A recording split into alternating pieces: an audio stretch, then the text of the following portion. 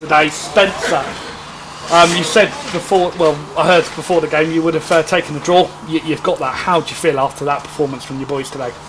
Yeah, I suppose ultimately we're probably a little disappointed we won the game. I think both the goals that we conceded were gifts again.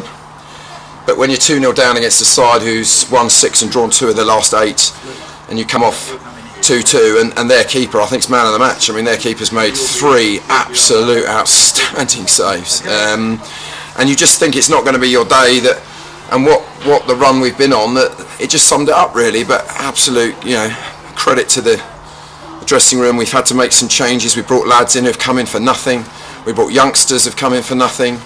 And I was quite pleased at half time, or certainly obviously to 40 minutes, to concede 2 goals just before half time, and the second was a shocker.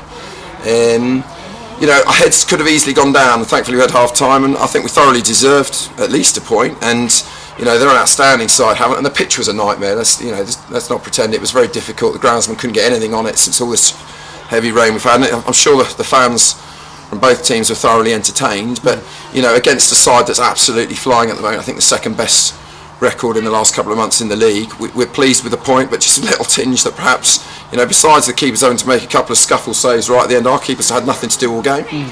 And once we realised we could give them a game, I thought we generally massive improvement on previous games, and we've been desperate to get back to Paddy Power Park because we've had to play 5 away on the spin, and at this level that's really difficult. So pleased with the point, a little disappointed perhaps we didn't go on and win the game, but having a very strong side, and you saw that and the quality they've got, and ultimately I'll probably wake up in the morning and say pleased with the point. And certainly when the last 48 hours we've had, if you'd said to me, well, we'll get a point and we'll put on a massively improved performance, I would have bitten your hand off. So with what we're trying to do this year, it's a decent result. And we in commentary were saying the first half, most of the decisions from the guys in the middle, the referee and the linesman, seemed to go against your side. There seemed to be one where the number 9 from Havant, Solly, was about 3 or 4 yards offside from where we are. And how did you see that?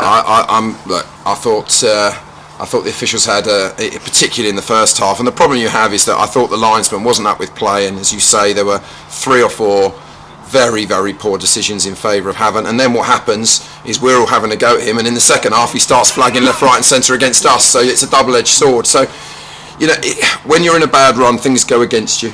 The circumstances this club's in, and what we're trying to do, my management and I have not stopped for 48 hours. I must have spoken to Lee 60 times in the last 48 hours, trying to bring players in with no money. It's very difficult at this time of year. So to get a point here, it's a really strong side. It's a great result, and as I said, I'd be surprised if Bevan hasn't got man of the match, because I said you won't see 3 better saves than that. He was truly outstanding, and we've got to look back and say it's a good point, but I've just said now we've got another home game coming up. Can we go and get 3 and get out of this rut? Because we have got a good dressing room, and I know we take some criticism, but these lads have really shown me today that they have got some fire to wear the Farnborough shirt. It's really difficult with the criticism we had and the bad luck having to play 5 away games. It's difficult, but yeah, pleased overall. And next up for your side is the immediate opportunity to bounce back from the defeat against Basingstoke. You're playing them again. To talk me through that game. Well, we didn't turn up Basingstoke. I mean, we are, or certainly were until this morning, absolute bare bones. 14 players. I think we've got 4 17-year-olds in that 14 players. We are only paying what we've got, and we're struggling to do that. So we haven't shown anything to Basingstoke yet what we're about. The game was over in 15 minutes again, 2-0 down. We've got to get focused again, and know that we can be an awful lot better. But as I said, it was just we concentrated today on saying we're at home. We've got a good home record, and yes, Havant massive favourites with their fantastic run.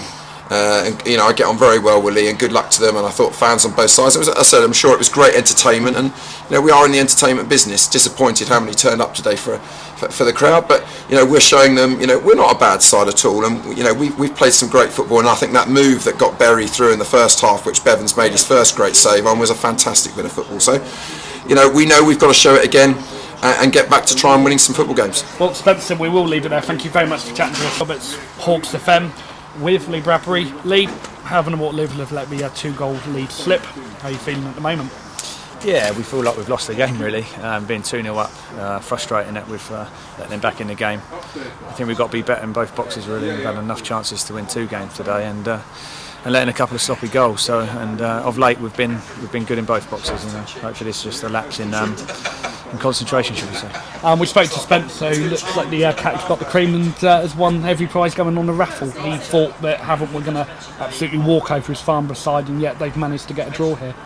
Yeah, I mean you've got to give them credit. Second half they threw caution to the wind and really went for it, and they had nothing to lose. And first half I thought we adjusted to the conditions a lot better. The pitch was terrible, and it caused us a couple of chances really, 1v1s. Sarkab has gone through in 2 minutes, the first 2 minutes, and ball's bobbled up and it's gone right out into the stand. So, but it's the same for both teams. It's, not an excuse, just an observation really. And I think on a better pitch, we might have won the game. I have to really ask you about Scott Bevan. Absolutely top draw performance yet again, and with people being here today watching it. I know Steve Coppell from Portsmouth were here.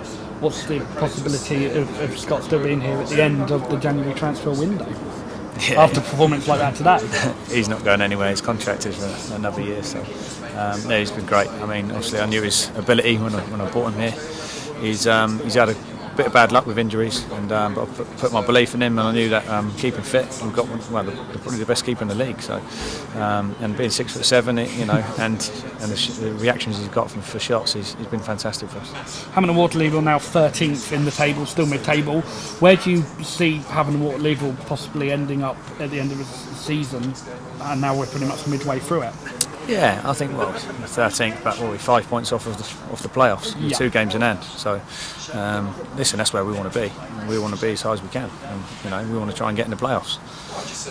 Automatic promotion is going to be too much for us. I think Bromley and Eastleigh are running away with that so far, and but I see it being as a place or maybe 2 places available in the playoffs, and that's what we're aiming for. And just one final question. It's next up is Gosport. It never rains, but of course for Gosport, their game today was called off, abandoned due to the floodlight failure.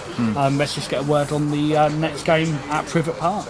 A tough game. I think it was a reasonably even game until Brett Pope got sent off at our place Boxing Day, and I think they won the up when the game got abandoned today, weren't they? So it's. At home there'll be a different side. They'll be a bit fresher than us. I don't know how many minutes into the game we got called off, but we'll go there and relish the battle and look forward to another local derby. Well, cheers, Lee. Thank you very much for chatting to us.